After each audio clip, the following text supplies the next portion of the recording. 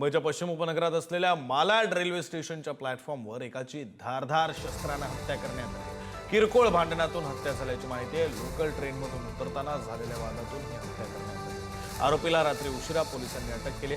आलोक कुमार सिंग या कॉलेज प्राध्यापकाची हत्या करण्यात आली।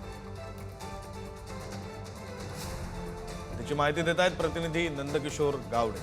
नंदकिशोर, नक्कीच विक्रांत, खरं तर काल सायंकाळची ही संपूर्ण जी घटना आहे ती झालेली आपल्याला पाहायला मिळते। मालाडचं 1 नंबरचं जे रेल्वे प्लॅटफॉर्म आहे त्या प्लॅटफॉर्मवरती खरं तर ही संपूर्ण घटना घडली।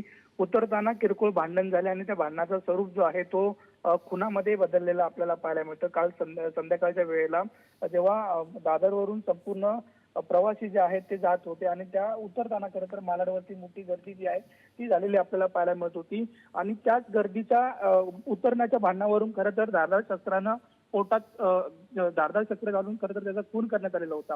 आरोपीला पोलिसांनी सीसीटीव्हीच्या आधारे जे आहे ते पकडलेलं आपल्याला पाहायला मिळतं।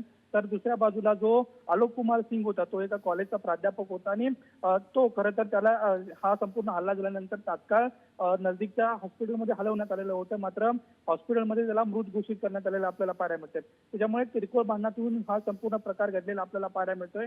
मात्र यामध्ये एका कॉलेज प्राध्यापकाचा जो आहे तो जीव गेलेला आपल्याला पाहायला मिळतो आणि सध्या जो आरोपी आहे त्याला पोलिसांनी अटक केलेली आपल्याला पाहायला मिळते। धन्यवाद नंदकिशोर दिलेल्या सगळ्या सविस्तर माहितीसाठी।